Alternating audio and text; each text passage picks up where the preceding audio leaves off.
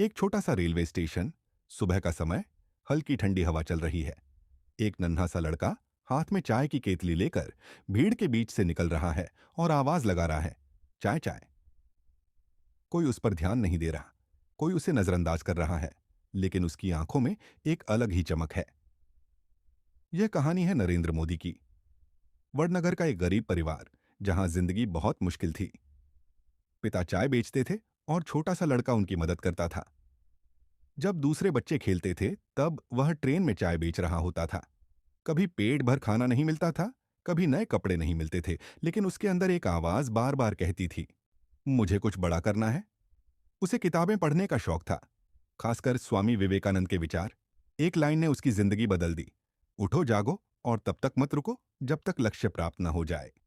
उसने फैसला किया कि वह एक अलग रास्ता चुनेगा।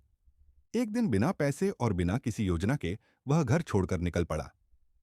वह पूरे भारत में घूमता रहा, हिमालय गया, साधुओं के साथ रहा और जीवन को समझने की कोशिश करता रहा।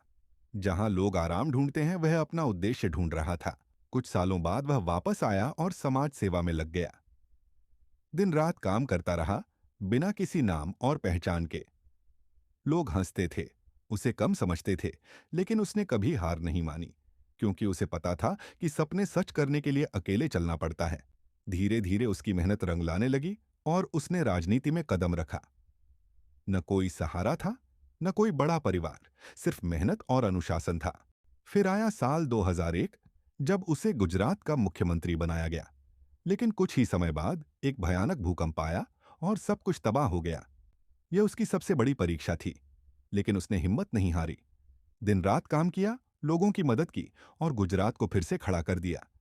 समय बीतता गया और फिर आया साल 2014।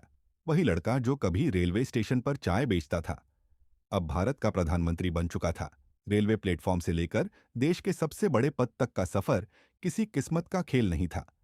यह था मेहनत, संघर्ष और अटूट विश्वास का परिणाम।